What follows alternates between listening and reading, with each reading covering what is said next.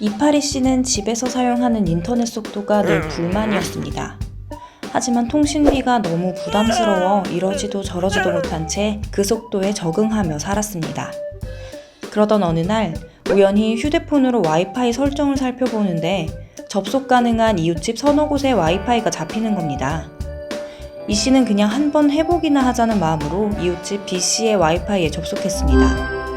그런데 비밀번호 입력도 필요 없이 곧바로 와이파이 이용이 가능했습니다. 물론 와이파이 속도도 너무 빨라서 마음에 쏙 들었습니다. 그렇게 이 씨는 뭔가 찜찜했지만 속 시원하게 빠른 와이파이 속도가 마음에 들어 3개월 이상 B 씨의 와이파이를 이용했습니다. 하지만 꼬리가 길었던 걸까요? 이웃집 B 씨는 이 씨가 자신의 와이파이를 무단 접속해 쓰고 있다는 사실을 알게 됩니다. 이 씨는 곧바로 B 씨에게 사과했지만 B 씨는 이걸로 분이 풀리지 않았습니다. 이렇게 이 씨처럼 이웃집의 와이파이를 무단 사용한 사람에게 과연 통신비를 내라고 청구하거나 법적 대응을 할 수 있을까요?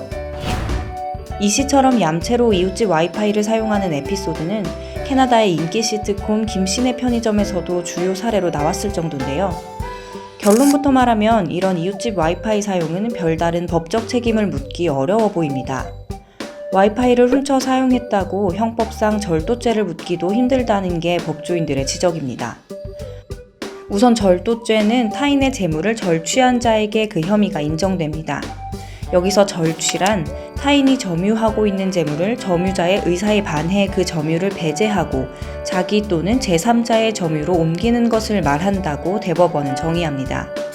하지만 와이파이의 경우 타인이 점유한 재물이라고 보기 어렵고 그 점유를 배제하고 자기의 점유로 옮긴 절취 행위라고 해석할 수도 없습니다.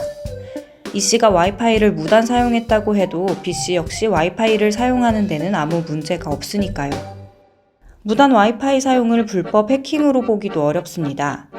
해킹은 관리자의 허락 없이 서버 시스템에 접속해 정보를 파괴하거나 변경시켜 영향력을 행사하는 경우인데 이 씨는 와이파이를 그냥 사용했을 뿐입니다. 재산상 피해의 경우 이 씨가 와이파이를 몰래 사용해 B 씨의 통신비가 훨씬 늘었다면 모를까 사용량이 무제한인 대부분의 와이파이는 재산상 피해를 입혔다고 보기도 힘듭니다. 이 씨가 와이파이를 몰래 사용했다고 해서 인터넷 속도가 느려지는 등의 피해가 없었다면 또 다른 피해를 주장하기도 애매합니다.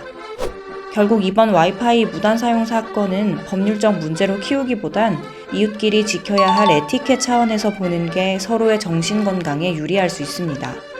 와이파이를 사용할 때는 반드시 비밀번호를 설정해 만에 하나 제3자가 쓸 가능성을 미리 차단하는 게 바람직합니다. 하지만 이 씨, 그렇다고 자신의 와이파이 무단 사용을 합리화하는 것은 잘못입니다. B 씨에게 진심 어린 사과를 하고 다시는 이런 상황이 재발되지 않도록 조심하는 자세가 필요합니다. 5G 시대를 맞아 인터넷을 사용하는 우리의 태도도 꼭 한번 업그레이드를 해야 하겠습니다.